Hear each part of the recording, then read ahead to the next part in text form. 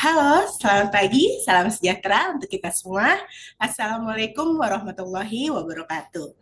Selamat datang dalam acara We Grow sesi 3, sebuah program pengembangan diri dan budaya kerja positif yang dirancang untuk kita semua agar tidak hanya bekerja lebih baik, namun juga lebih bermakna. Sebelum kita mulai, kita polling dulu yuk teman-teman. Teman-teman bisa berikan jawaban di kolom chat nih. Apa yang menjadi why terbesar teman-teman yang bekerja di RSAB Harapan kita nih? A. Memberikan pelayanan yang terbaik untuk pasien. B. Ingin terus belajar dan berkembang. C. Menjadi bagian dari perubahan. Atau D. Belum pernah benar-benar memikirkannya. Ayo, tulis di kolom komentar. Saya tunggu sekarang jawabannya ya.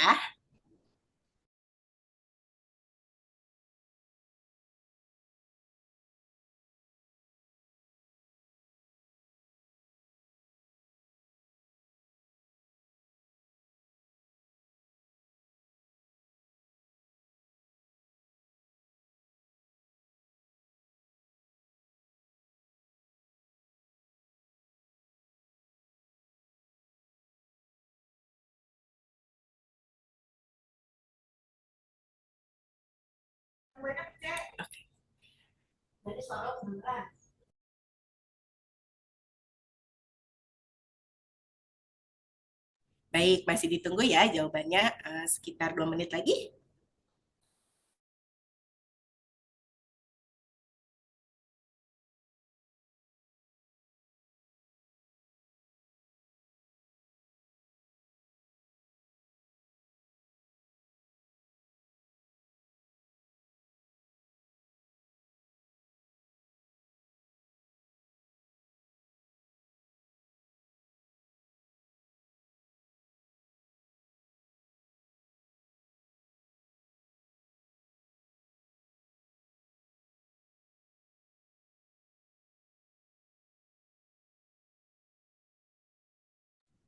Baik, sambil menunggu jawaban dari teman-teman, kita mulai saja ya.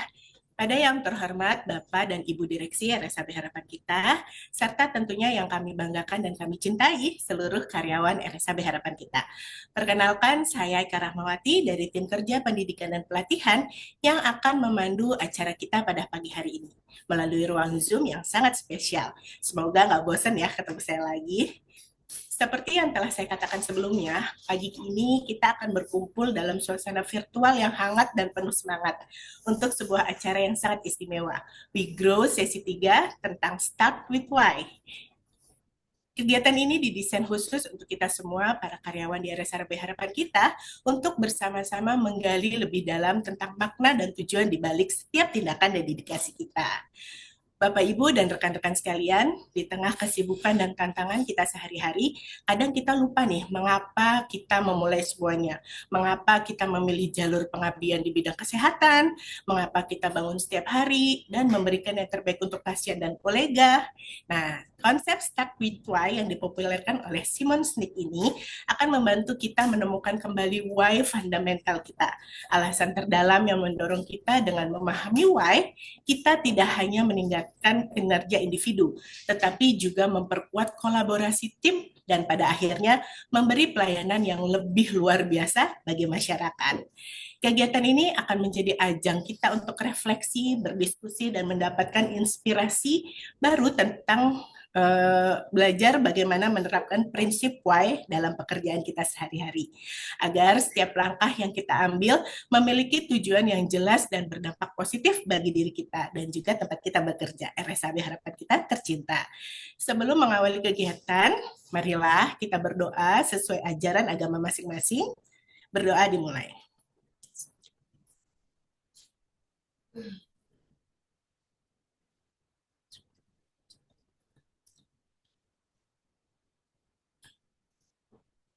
Baik, berdoa selesai dan izinkan saya membacakan tata tertib pelaksanaan kegiatan ya. Mohon nama akun Zoom dapat diganti dengan nama peserta dan unit kerjanya. Kamera Zoom sebisa mungkin di-on-kan ya selama kegiatan berlangsung supaya kita bisa saling mengenal nih lebih dalam teman-teman seperjuangan yang bekerja di RSAB. Jadi kita bisa tahu muka dan nama nih gitu kan. Terus yang ketiga, wajib mengisi daftar hadir kegiatan yang akan kami bagikan dalam kolom chat. Speaker Zoom harus dalam keadaan mute selama kegiatan, dan jika ada pertanyaan di sela-sela pembicara mengisi materi, maka disarankan untuk raise hand atau menulis di kolom komentar. Baik, kita lihat dulu nih hasil polling di eh, kolom chat. Kebanyakan pada memilih C ya, yaitu tadi apa ya C ya? Oh, menjadi bagian dari perubahan. Wah, keren juga nih. Baik, eh, tidak usah berlama-lama lagi, marilah kita buka kegiatan WeGrow sesi 3 ini dengan penuh antusiasme. Semoga acara ini membawa manfaat besar bagi kita semua dalam upaya terus meningkatkan kualitas diri dan pelayanan RSHB. Sesuai tadi nih yang ada di kolom chat, menjadi eh, bagian dari perubahan. Baik, izin Bu Okti. Selamat pagi, Bu. Selamat pagi, Mbak Eka. Baik, untuk mempersingkat waktu, kami persilahkan nih narasumber kita, Dr. Okti Palupi Rahayu Ningtyas, MPH MKes, untuk memulai sesinya. Sedikit saya perkenalkan, Dr. Okti merupakan Direktur RSAB Harapan Kita. Baik, kepada Dr. Okti, waktu dan layar kami persilahkan. Iya, terima kasih. Selamat pagi. Assalamualaikum warahmatullahi wabarakatuh. Salam sejahtera untuk kita semuanya. Teman-teman, pagi hari ini saya mendapat kesempatan untuk sharing kepada teman-teman semuanya ini di dalam serial We Grow setiap hari Kamis pagi jam 7.30 sampai nanti jam 8.15. Jadi tadi Mbak Eka sudah spill banyak hal terkait dengan We Grow ini ya. Kenapa terkait dengan tema saya pagi hari ini adalah Start with Why. Mudah-mudahan sudah terlihat, sudah tampak ya. Sudah, Bu. Ini belum slideshow ya? Iya, tinggal di slide-nya, Bu.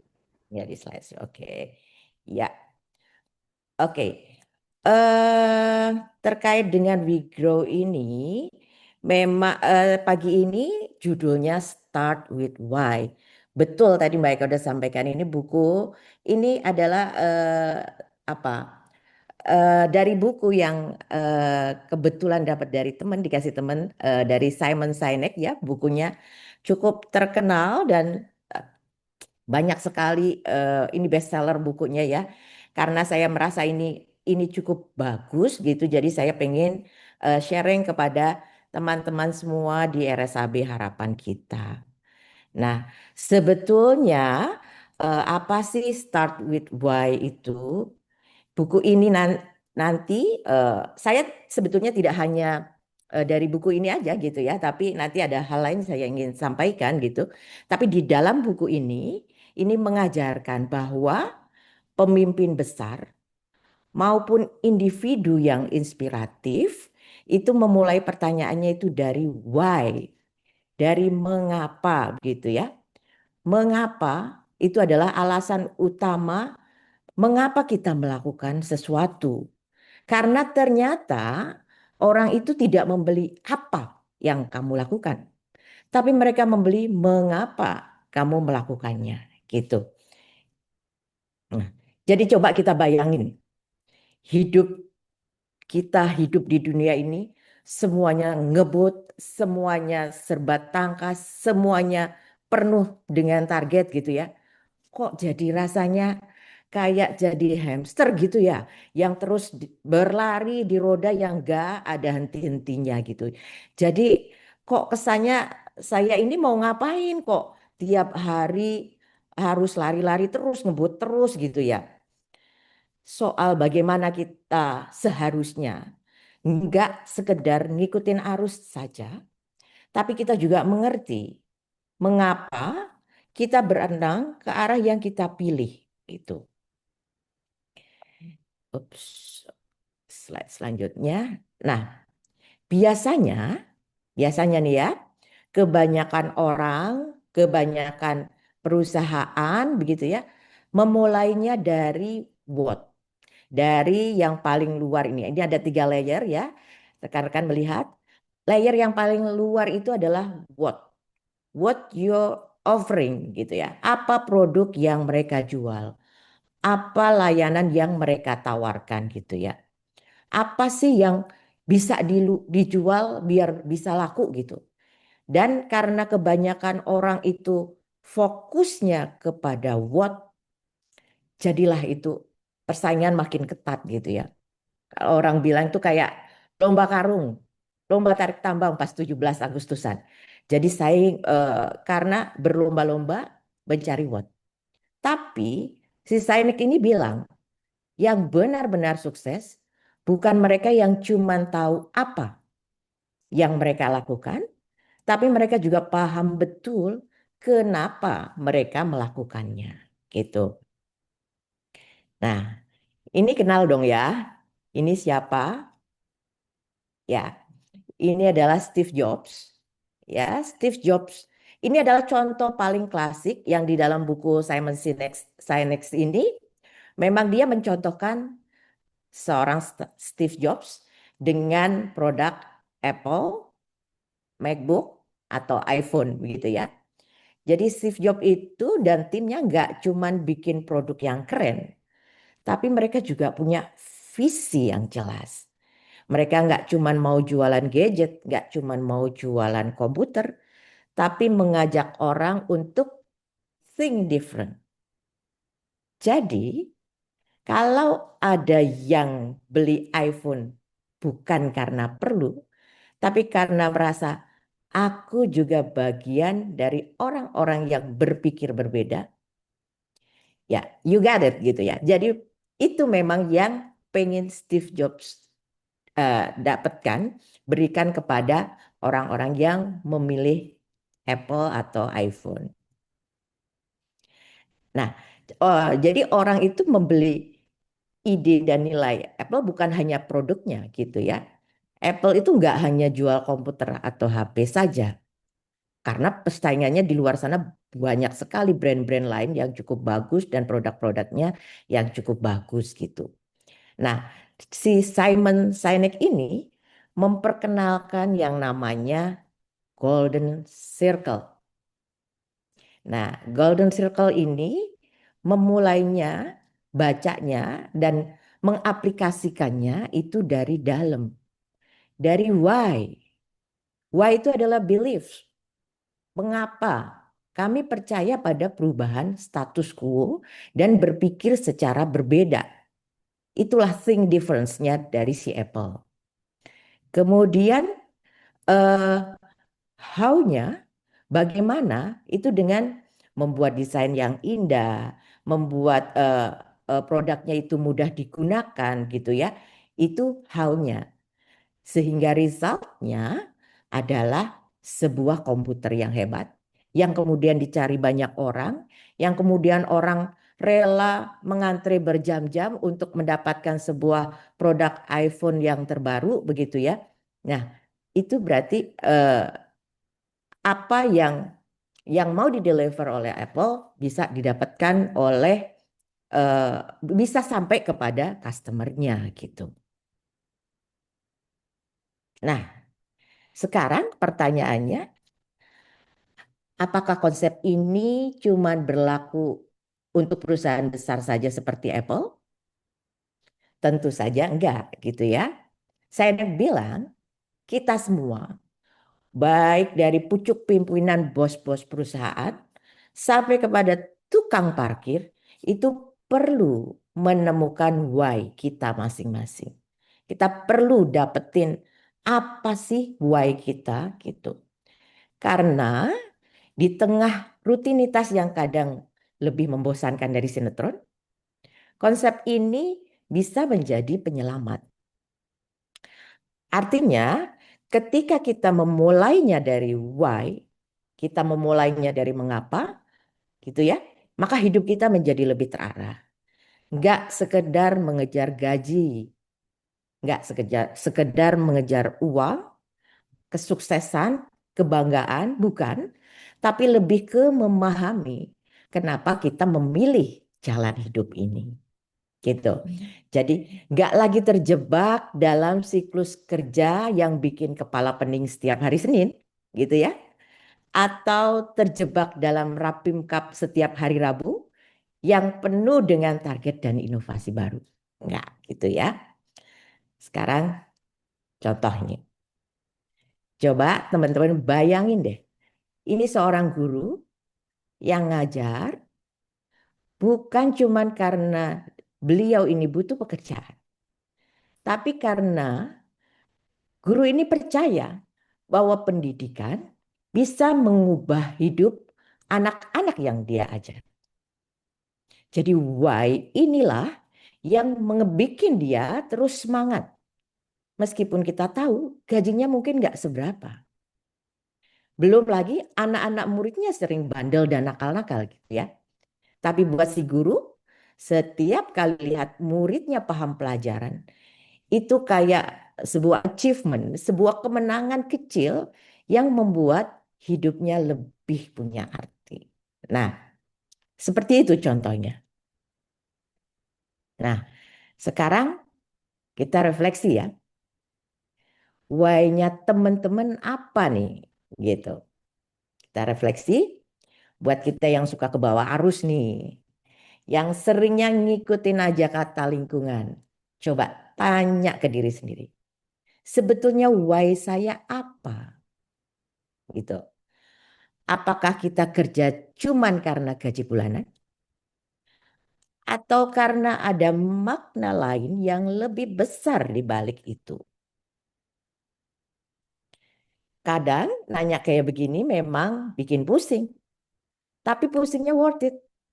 Karena ketika kita tahu why kita, maka hidup kita jadi lebih nyenengin.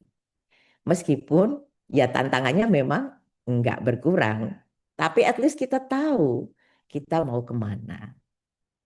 Mungkin konsepnya terlalu muluk-muluk. Coba dulu ya. Semoga dengan tahu hidup ini jadi lebih berarti dan nggak cuman muter-muter kayak hamster di roda tadi ya. Karena hidup tanpa why itu ibarat nonton bola tanpa gol gitu. Jadi bosen gitu ya. Nah, sekarang tolong tuliskan why kamu di chat Zoom. 2 menit ya. Silakan.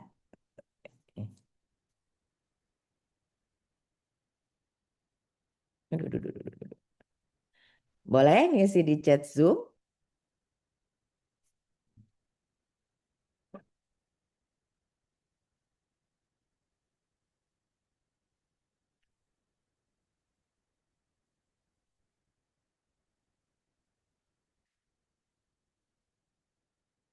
Memberi kebahagiaan untuk orang lain, bermanfaat bagi masyarakat.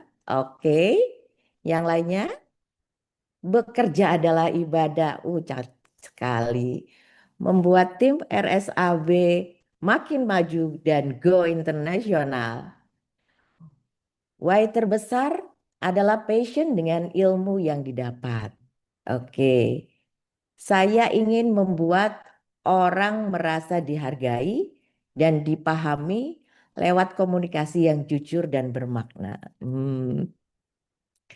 Kemudian ada lagi untuk menerapkan ilmu yang sudah didapat, bermanfaat untuk orang lain, bermanfaat bagi organisasi, memberi kegembiraan buat orang lain. Ini ada yang lucu. Wah, saya jangan diomelin dari dokter di gara-gara Remun. Ada lagi bekerja bersama dengan tim yang saling mendukung dan kami semua punya tujuan yang sama. Sebentar saya buka aja biar saya bisa lihat teman-teman gitu ya. Kemudian mana tadi? Tenaga keperawatan RSAB harapan kita dapat memberikan pelayanan kelas dunia, memberikan manfaat positif bagi lingkungan sekitar. Kemudian saya ingin membuat lebih terkoordinir dan terstruktur lebih baik dan niatkan lillahi ta'ala. Oke, ingin menunjukkan bahwa pelayanan dokter nakes di Indonesia tidak seburuk presiden selama ini bahwa dokter nakes asing lebih baik. Oke. Ini ada lagi memberikan manfaat dan kebahagiaan bagi semua orang. Ada lagi menjadi panutan buat anak-anak bahwa ibunya masih tetap semangat untuk bekerja keras, membuat contoh yang baik untuk anak-anak saya. Cakep-cakep semua ya. Sekarang saya teruskan. Terima kasih yang sudah memberikan why-nya masing-masing di kolom chat. Ini nanti minta tolong disimpan ya untuk nanti kita refleksikan kemudian. Nanti ada refleksi kedua soalnya ya.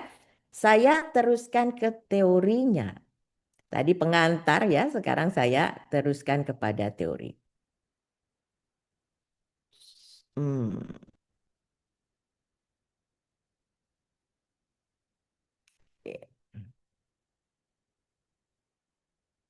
Ya, ini teorinya yang ada di bukunya Simon Sinek yang Start with Why tadi.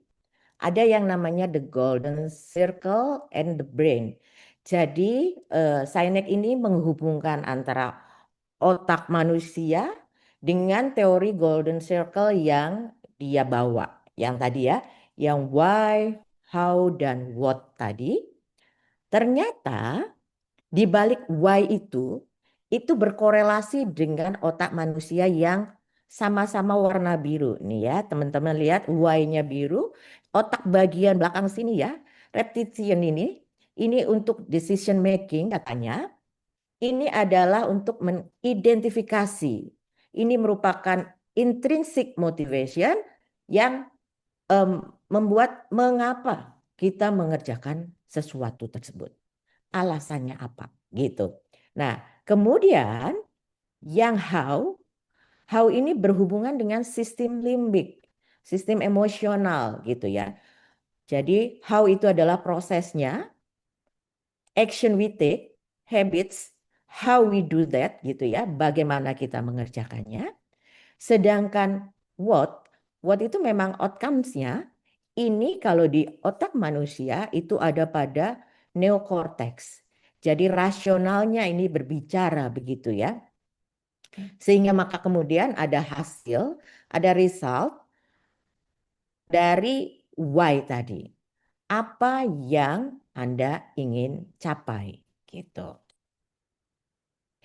Nah, tiga lapisan utama ini yang dari tadi kita bilang ya, kita bicarakan karena memang Simon Sinek ini intinya adalah golden circle ini. Jadi why-nya ini mengapanya itu adalah sebuah tujuan, sebuah keyakinan, sebuah visi untuk kita melakukan sesuatu gitu. Sedangkan how itu adalah bagaimana menilainya. Kemudian bagaimana prosesnya itu adalah how. Sedangkan what itu endingnya adalah produk, jasa, atau pekerjaan. Nah, memang pada umumnya komunikasi itu dari luar ke dalam. Kita selama ini selalu memulainya dari produk apa yang kita mau hasilkan. Memulai dari kata what, baru kita masuk ke how dan why-nya. Namun sesungguhnya organisasi-organisasi yang inspiratif itu memulainya dari dalam. Dari why-nya terlebih dahulu sampai kepada what. Dari why-nya dulu kemudian how sampai kepada what. Karena menurut Sinek dengan dari dalam keluar itu akan menciptakan pelanggan-pelanggan yang setia. Mereka akan dengan senang hati mencari kita gitu. Nah, kenapa ini penting buat kita semua gitu ya? Kenapa sih why ini dicari-cari gitu? Untuk seorang karyawan, maka dengan menemukan why, maka pekerjaan itu akan jauh lebih bermakna. Bagi seorang wirausahawan, maka dengan menemukan why ini, maka ini menjadi pondasi penting untuk dia membranding produknya dia dan kemudian membuat strategi. Untuk seorang individu, pada masing-masing individu kita, maka dengan kita menemukan why kita, maka kita tahu arah hidup kita tahu motivasi kita tahu kita mau apa gitu. Sedangkan untuk seorang pemimpin komunitas, maka why ini penting untuk memicu sebuah gerakan. Nah, sekarang kita tanya, Apakah kita masuk ke sini karena tanda-tanda bahwa Anda memang perlu menemukan why? Apakah Anda merasa kehilangan semangat atau sulit mengambil keputusan penting? Atau hanya mengikuti arus aja? Arusnya ke barat, kita ikut ke barat. Arusnya ke timur, kita ikut ke timur. Atau begitu? Atau ingin lebih berdampak? Ingin memberikan nilai lebih, ingin lebih berdampak, maka itulah saatnya kita menemukan why kita masing-masing. Nah, sekarang bagaimana cara menemukan why? Coba tanya ke diri sendiri, apa momen yang paling bermakna dalam hidup saya? Kapan saya merasa benar-benar hidup dalam arti yang sebenarnya gitu ya? Dan apa yang ingin saya berikan ke dunia? Gitu. Itu trik cara menemukan why. Tapi memang gak gampang. Makanya kemudian ada seri berikutnya dari Simon Sinek. Sinek ini Find Your Why. Ini satu buku sendiri dan ini cukup tebal juga. Jadi ini kalau memang mau serius menemukan why-nya, silahkan teman-teman baca buku ini.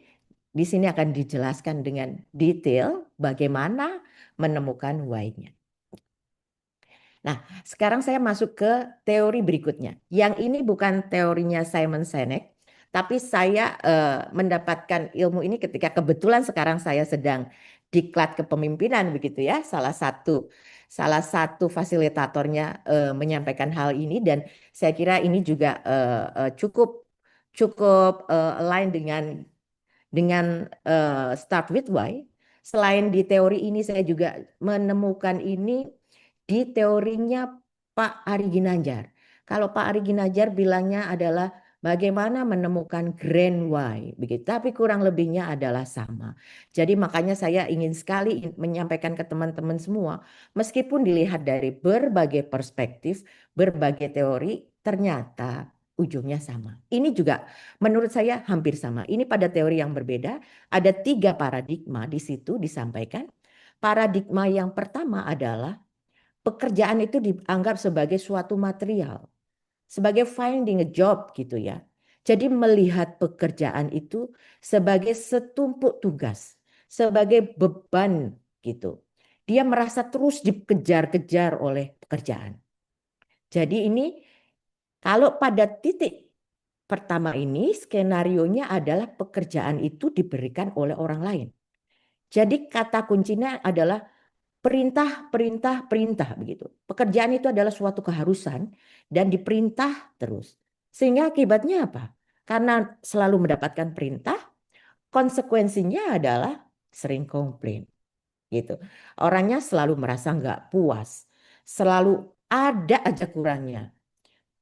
Rumah sakit ini sudah memfasilitasi A, B, C, D. Tapi dia selalu mencari, kurang yang E, kurang yang F gitu ya. Jadi selalu saja ada komplainnya. Karena tujuan pekerjaannya dia hanya menyelesaikan pekerjaan. That's it. Gitu ya. Jadi kayak gambar di sebelah kiri, diperbudak oleh uang, diperborgol oleh uang gitu ya. Apa betul yang dicari ini? Ya memang hanya sebatas uang. Kita memang betul perlu uang. Karena memang uang itu ibaratnya semut gitu ya. Dia ada selalu ya memang selalu dicari gitu. Tapi ada paradigma yang kedua. Paradigma yang kedua terkait pekerjaan adalah pekerjaan adalah sebuah developing career. Ini adalah soal profesional begitu ya. Jadi melihat pekerjaan itu sebagai sesuatu yang menggairahkan. Tidak seperti tadi ya. Kalau tadi pekerjaan itu menganggap pekerjaan itu sebagai beban.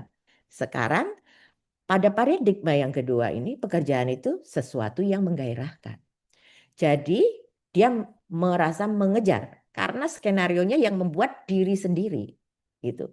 Kata kuncinya adalah pilihan, choice gitu. Pilihan dia sendiri, dia mengejar profesionalitas, dia mengejar karir, maka konsekuensinya tidak boleh ada komplain di sini. Karena dia tujuannya mencapai mimpi. Dia sudah punya mimpi, dia berusaha betul untuk mengejar ini. Apakah salah? Ini tidak salah. Karena memang kebanyakan orang, apalagi Gen Z, memang dia mendevelop karirnya untuk sampai pada puncak kepemimpinan. Gitu. Nah, sekarang ada satu paradigma lagi. Paradigma yang ketiga. Paradigma bahwa pekerjaan itu adalah sebuah spiritual calling. Ini ini sudah suatu transformasi begitu ya. Bahwa melihat pekerjaan ini sebagai sebuah panggilan spiritual. Ini sudah sampai pada inner life gitu. Merasa bahwa alhamdulillah gitu ya, sudah kita mempunyai pekerjaan. Jadi semuanya itu disyukuri. Alhamdulillah kita punya pekerjaan. Coba bandingkan yang di luar sana gitu. Ternyata mencari pekerjaan itu sulit. Saya tadi malam baca sebuah minimarket, supermarket begitu. Dia hanya mencari 50 orang karyawan, tapi yang ngantri sampai ribuan. Bahwa sekarang banyak sekali orang nyari kerja. Jadi merasa bersyukur kita sudah punya pekerjaan. Bahwa ini adalah suatu fadilah dari Tuhan begitu ya. Bahwa skenarionya ini adalah pilihan dari Tuhan. Jadi ini sebuah skenario kesempurnaan begitu. Kata kuncinya adalah berharap bahwa ini kebaikan semuanya dari Tuhan. Purpose-nya semuanya ditujukan ke atas gitu ya. Nah, jadi konsekuensinya sudah berbeda dari yang kedua tadi. Ya, yang kedua tadi dia tidak komplain karena itu memang pilihan hidupnya. Kalau sampai pada titik ini konsekuensinya adalah bagaimana bisa memberikan manfaat. Bagaimana dia hidupnya bisa meaningful, bisa eh, bermakna untuk orang lain. Tujuannya sudah berbeda lagi. Tujuannya adalah melayani orang lain. Kalau saya Muslim ya, menjadi rahmatan lil alamin. Ini sebuah great performance gitu ya. Nah, dari tiga paradigma ini, teman-teman pada titik yang mana? Saya tidak minta untuk menjawab, tapi silahkan direnungkan. Ada tiga paradigma, Anda ada di titik mana? Nah, sekarang eh, bagaimana transformasi spiritual ini menuju etos kerja yang mulia? Dan kemudian ini memang dikaitkan dengan teori Simon Sinek tadi. Why? Why-nya itu adalah sebuah niatan begitu ya. Memang niatannya adalah spirit ketuhanan yang terwujud dalam pengabdian. Ada niat dan tekad di situ. Ada bahwa kerja itu sebagai sebuah instrumen untuk mewujudkan sebuah kebajikan. Kebajikan baik di dunia, kebajikan baik di akhirat, tapi intinya adalah ingin terlindung dari neraka dunia maupun neraka akhirat. Itu sebuah why-nya. Niatnya seperti apa gitu. Nah, kemudian kita bergeser ke prosesnya. How-nya gitu ya. Bahwa prosesnya ini harus ada etika yang melekat di situ. Ada spiritualnya gitu ya. Inner life-nya seperti apa? Purpose dan meaningful-nya. Jadi sense of community-nya di sini inilah yang membuat kita berproses untuk kemudian pada akhirnya menciptakan hasilnya. Apa what-nya? Apa hasilnya? Sebagai great leader, kita ingin mempunyai high integrity gitu ya, integritas. Produktivitasnya juga ingin bagus. Ingin menjadi seorang individu yang efektif dengan performance yang superior. Itu semua etos kerja yang sangat mulia. Maka dalam pemerintah kita mengenal adanya budaya berakhlak gitu ya. Berorientasi pada pelayanan, akuntabel, kompeten, harmonis, loyal, adaptif, dan kolaboratif. Jadi saya mencoba menggabungkan teori why, how, dan what dengan teori lain gitu. Bahwa di sini ada teori niat, proses, dan result. Nah, satu lagi yang masih terkait dengan teori sebelumnya, ada tiga cara untuk sampai pada spirituality at work. mulai dari delete, kemudian develop, kemudian deploy gitu. Mendelete atau menghapus atau membuang dan membersihkan sifat-sifat yang buruk. Ada lebih dari 100 sifat buruk dalam nafsu kita. Entah yang itu paling mudah, lupa, lalai, malas, iri, dengki, ria, semuanya itu adalah sifat-sifat buruk yang katanya ada 100 sifat buruk.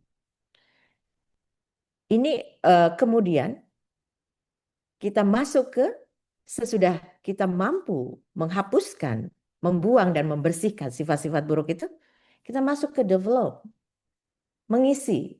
Kalau dalam bahasa Arabnya tahali gitu ya, mengisi, berhias diri, eh, mengumpulkan sifat-sifat kebajikan kita.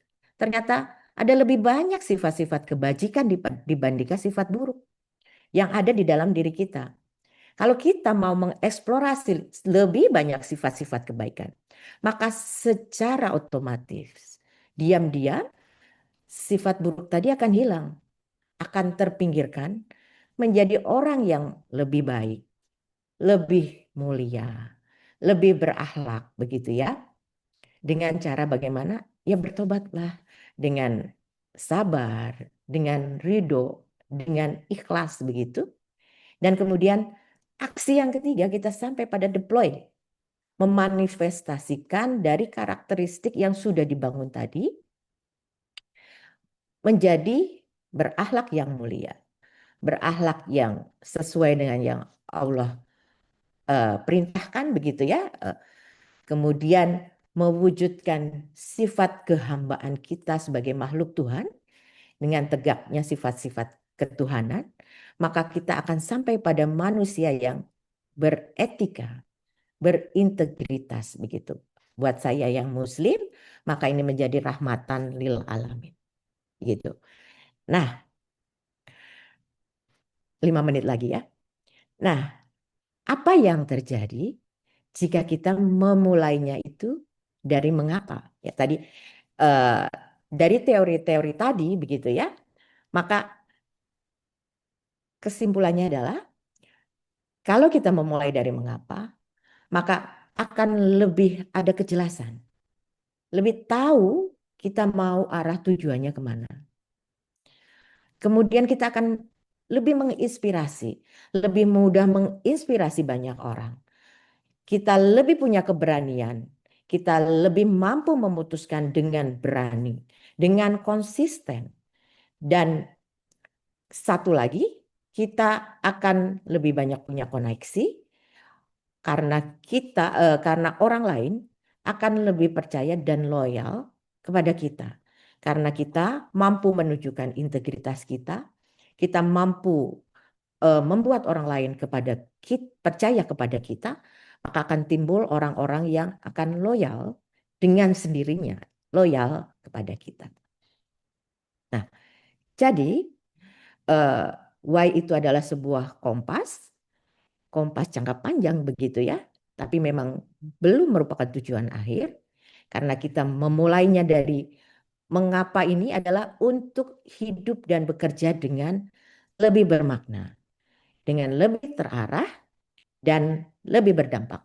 Waktu saya tinggal 5 menit, refleksi akhirnya adalah tolong sekarang teman-teman tuliskan di chat mengapa aku bekerja di RSAB Harapan Kita. Meskipun tadi sudah di-spill di depan ya, tapi sekarang eh, silakan teman-teman menulis mengapa saya bekerja di RSAB Harapan Kita. Mudah-mudahan sudah ketemu mengapanya, sehingga teman-teman nggak perlu baca satu buku lagi punyanya Simon Sinek tadi, Find Your Why. Kalau teman-teman sudah berhasil menemukan mengapanya, gitu. Sedikit mungkin bisa, kalau sudah ketemu gitu ya, mengapa saya mau bekerja di RSAB Harapan Kita, saya baca yang dari jam 8.00 ya. Memberikan yang terbaik agar semua yang datang ke RSAB mempunyai nilai positif sebagai umpan balik. Ada lagi, Bravo RSAB harapan kita berniat untuk ibadah mendapatkan dunia akhirat. Amin. Ingin bermanfaat bagi diri sendiri dan orang lain. Kemudian ada lagi bekerja untuk bermanfaat bagi sesama dan menjadi nilai ibadah. Khairunas anfa'ulum linnas. Terima kasih dok. Menjadi rahmatan lil alamin karena happy. Kemudian agar bisa memanfaatkan ilmu saya sebagai jalan ibadah saya untuk memanfaatkan bagi masyarakat. Kemudian ada lagi nih, bekerja karena ingin bermanfaat untuk sesama, bekerja karena ibadah, menjadi hamba Allah yang bermanfaat karena semua pekerjaan adalah bernilai ibadah, karena orangnya baik-baik, nggak saling mempersulit. Ada lagi, saya bekerja di RSAB Harapan Kita karena saya ingin menjadi bagian dari perubahan yang nyata, bukan hanya menyembuhkan, tapi memanusiakan pelayanan kesehatan. Kemudian ingin bermanfaat bagi orang lain, khususnya di RSAB, baik pegawai RSAB maupun pasien. Karena waktunya tinggal sebentar, saya masuk lagi ke slide saya ya. Oke, ya. Ini refleksi saya. Terima kasih teman-teman semuanya untuk refleksinya. Ini dari saya bahwa kukira hanya tempat mencari nafkah. Tapi ternyata tempat belajar menjadi manusia. RSAB bukan sekedar tempat bekerja, tapi tempat belajar tentang hidup. Awalnya, kupikir kerja hanya soal gaji, lembur, dan target. Kupikir RSAB hanya tempat mencari nafkah. Datang pagi, pulang petang. Sebuah rutinitas yang melelahkan. Ternyata RSAB mengajarkan lebih dari itu. Tempat belajar bersabar.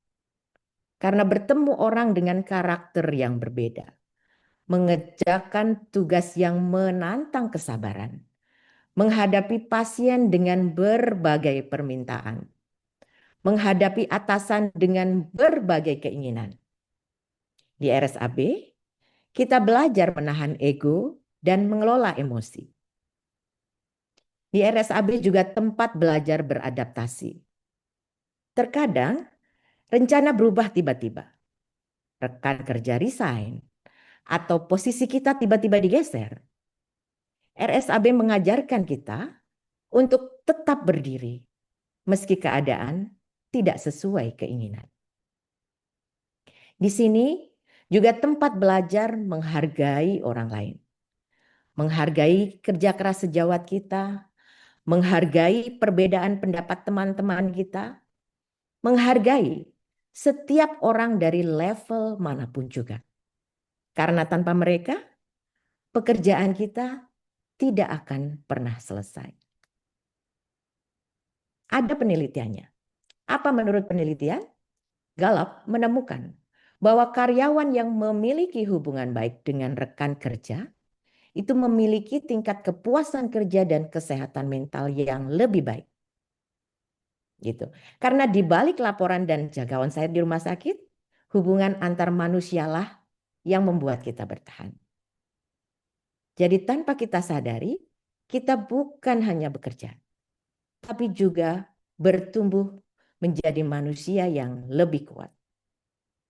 Jadi RSAB memang tempat mencari nafkah, tapi juga tempat kita belajar sabar menghargai, beradaptasi, dan bersyukur. Maka dengan ikhlas bekerja, semoga lelahmu menjadi lilah. Terima kasih. Pas jam 8.15. Saya kembalikan kepada MC. Baik, terima kasih Dokter Okti atas pemaparannya. jadi sedikit meresapi diri. Baik, hadirin sekalian, kini kita memasuki sesi yang tak kalah penting, yaitu sesi tanya jawab. Bagi Bapak Ibu yang memiliki pertanyaan atau hal-hal yang ingin diklarifikasi terkait materi yang telah disampaikan, kami mempersilahkan untuk raise hand atau menyebutkan nama serta unit kerja, dan kami memberikan kesempatan kepada tiga penanya terlebih dahulu ya. Ini udah ada satu dari Mas Gary. Ya, silakan Gary. Ya, silakan Mas Gary.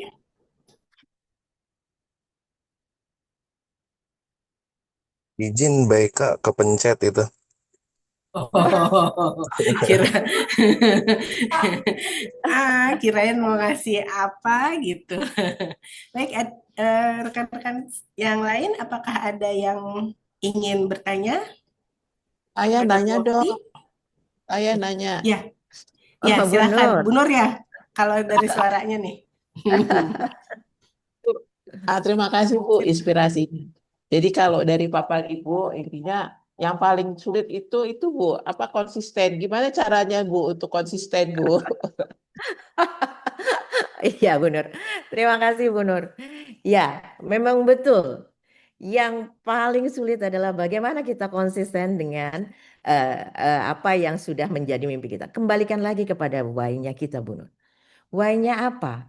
Kalau kita why-nya memang ingin, kalau saya ini ya ditanya why-nya saya adalah karena saya tahu menurut agama saya, hidup itu di dunia itu hanya fana gitu ya. Yang abadi adalah hidup di akhirat nantinya. Maka why saya adalah saya ingin di akhirat nanti saya tetap mendapatkan surganya.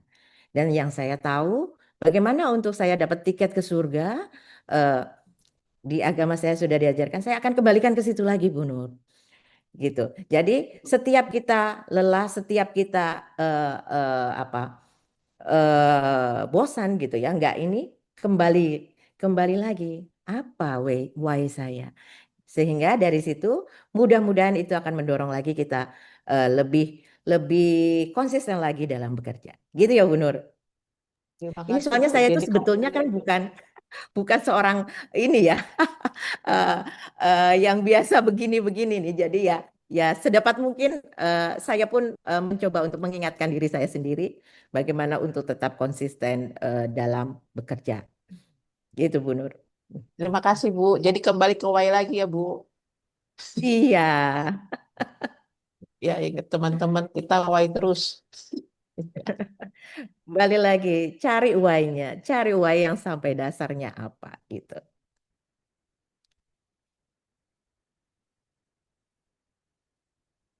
Oke, baik Kak. Ya, baik. Ada lagi yang ingin ditanyakan ke Bu Okti, teman-teman?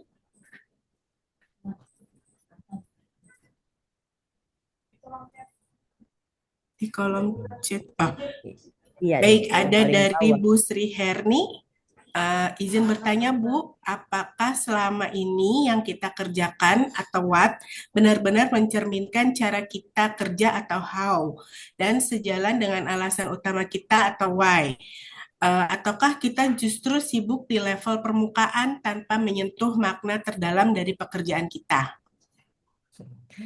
Oke, Bu Srihani, yang bisa menjawab adalah Ibu sendiri.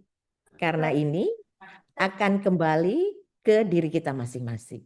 Apakah kita bekerja sudah menemukan why kita sendiri?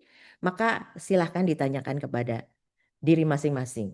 Kalau belum, ya kita terus mengimprovisasi, terus memperbaiki diri sampai kepada kita bertemu dengan why kita. Karena yang hakiki memang ketika kita sudah menemukan why kita, maka kemudian kita akan bekerja dengan ikhlas hati, dengan rela hati, gak disuruh pun kita kerjakan gitu ya. Ketika kita sudah menemukan alasan yang paling tepat mengapa kita bekerja.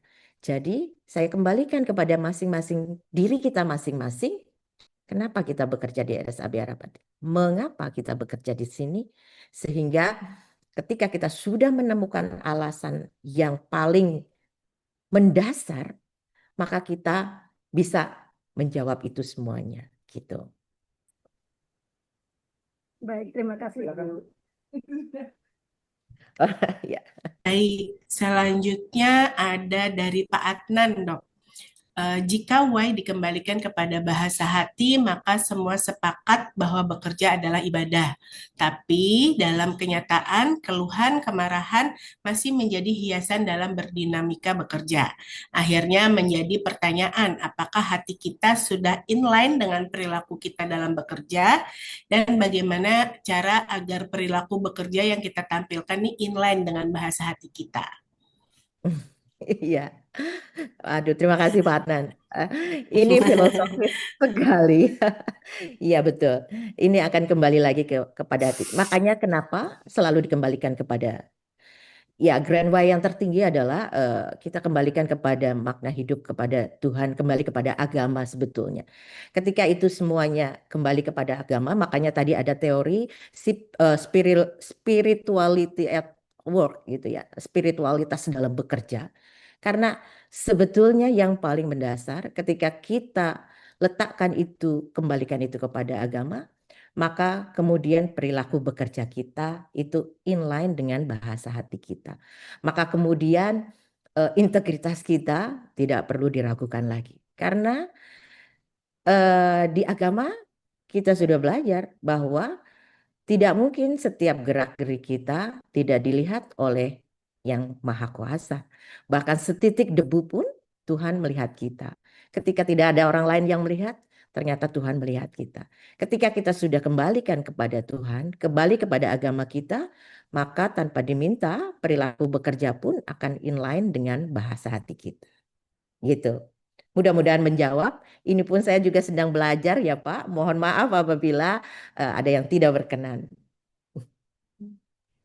Baik, karena pertanyaan di kolom chat masih ada sekitar 4 dan ada Bu Sarvita, saya tutup pertanyaannya ya, teman-teman sekalian. Langsung saja Bu Vita, silakan. Terima kasih Bokti. Eh, inspiratif pagi-pagi ya Bu, kita dapat insight baru dari Ibu. Bu, kita ini kan sudah pernah juga dengar tentang ESQ ya Bu. Bagaimana kita harus sejalan antara kecerdasan baik intelektual, emosi maupun spiritual, dan itu diyakini akan memberi kesuksesan dalam hidup. Nah, pertanyaan saya ya Bu, kalau kita bicara soal why, itu kalau kita dalam satu unit kerja, why kita tuh harus sama nggak baru kita maju? Atau bisa nggak? Kita ini kan namanya manusia, why-nya pasti beda-beda. Misalnya kayak anak saya kan bilang, saya gimana nih mah, kerja sebentar, duitnya banyak, abis itu tinggal happy-happy. Misalnya kayak gitu. Itu kan berbeda juga dengan kita yang mungkin seperti ibu sama kita juga semua berpikir bahwa dunia ini sementara, kita nanti akan ke akhirat, bagaimana memberikan warisan yang baik, misalnya gitu. Nah, kalau kita nih dalam satu unit kerja kan berbeda-beda, Bu. Ada usianya juga, generasinya juga beda-beda. Nah, why-nya kemungkinan akan beda-beda. Itu bagaimana? Apakah itu tetap bisa kita meraih kesuksesan? Terima kasih Bu Vita. Pertanyaannya mendasar sekali Bu Vita. Tapi sesungguhnya memang why masing-masing individu berbeda-beda Ibu. Karena memang pada masing-masing individu mereka berusaha mencari menemukan why-nya masing-masing dengan caranya sendiri-sendiri, dan sehingga pada akhirnya nanti why-nya sangat mungkin berbeda-beda. Dan kemudian bagaimana mengorkestrasikannya itu sehingga kita bisa menuju pada satu output yang sama. Maka disitulah peran seorang leader, peran seorang pemimpin tidak hanya sebagai bos ya. Kalau bos cuma nyuruh-nyuruh ya. Kalau leader enggak. Kita berjalan bersama-sama, kita menemukan caranya juga bersama-sama, kita sepakati bersama untuk meraih tujuan yang sama. Jadi adalah hal yang wajar, why-nya masing-masing berbeda.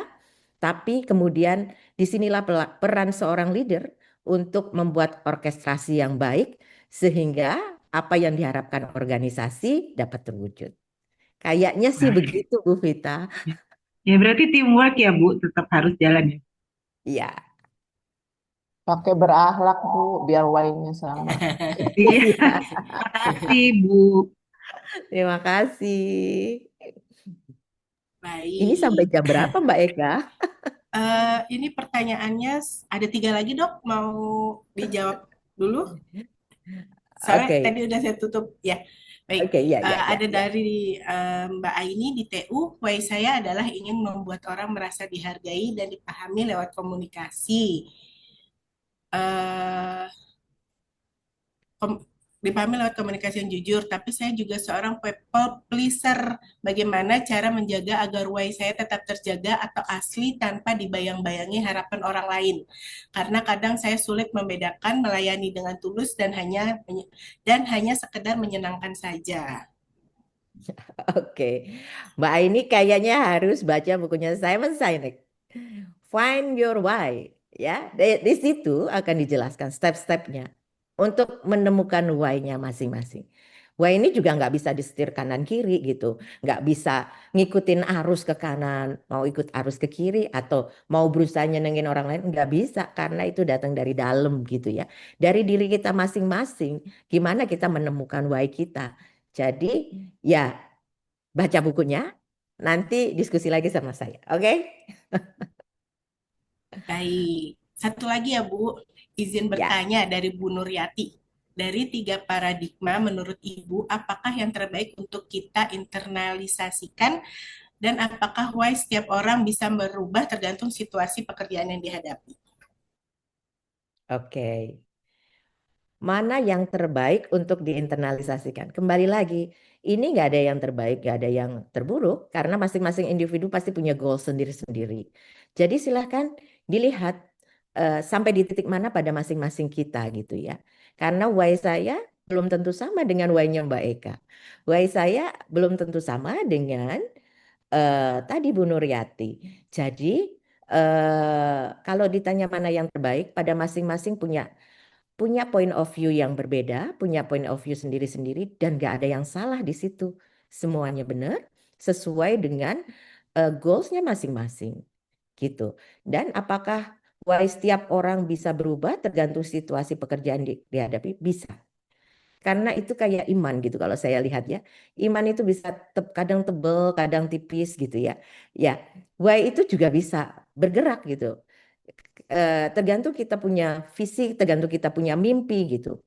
Tapi sebetulnya ketika kita sudah menemukan grand why yang paling dasar, why yang paling basic, maka itu sudah nggak bergerak lagi. Kita sudah ketemu hal yang paling mendasar dalam hidup yang kita mau capai, maka itu tidak akan bergerak lagi dan kita pasti akan menuju ke sana gitu. Gitu. Tapi dalam perjalanannya menemukan why yang mendasar itu ya pasti bergerak. Pasti terus mencari dan itu adalah wajar.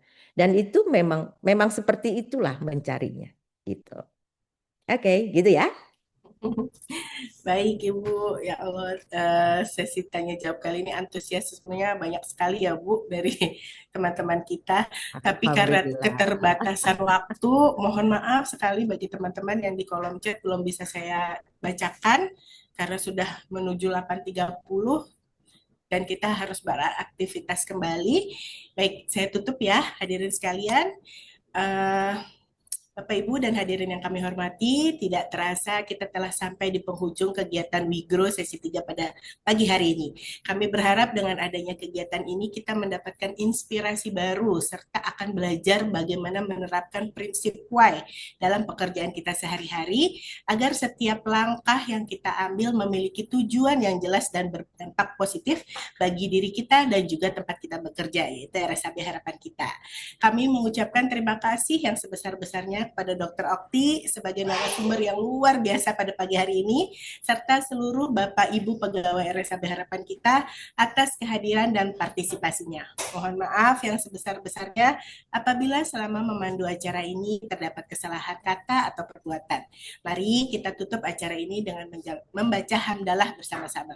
Alhamdulillah. Baik, sekian. Wassalamualaikum warahmatullahi wabarakatuh. Waalaikumsalam warahmatullahi wabarakatuh. Terima kasih semuanya. Terima kasih Bu Oki, luar biasa.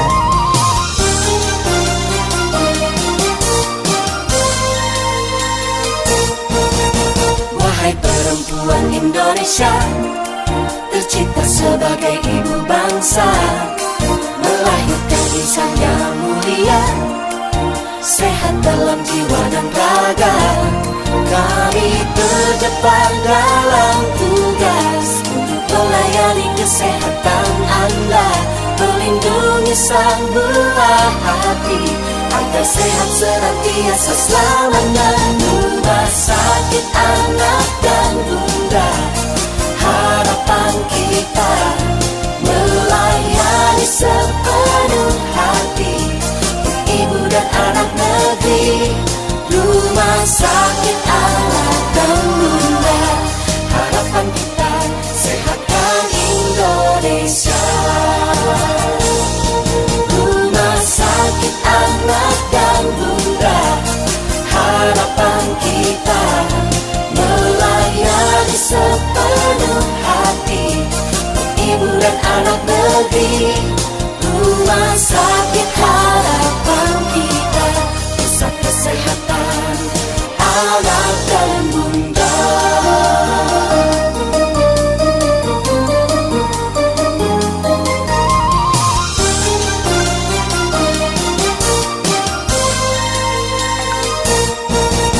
Wahai perempuan Indonesia, tercipta sebagai ibu bangsa, melahirkan insan yang mulia, sehat dalam jiwa dan raga. Kami terdepan dalam tugas untuk melayani kesehatan Anda, melindungi sang buah hati agar sehat senantiasa selamanya. Rumah sakit anak dan bunda, harapan kita melayani sepenuh hati ibu dan anak negeri. Rumah sakit anak dan bunda, harapan kita sehatkan Indonesia. Rumah sakit anak dan bunda, harapan kita melayani sepenuh hati ibu dan anak negeri. Rumah sakit harapan kita, pusat kesehatan anak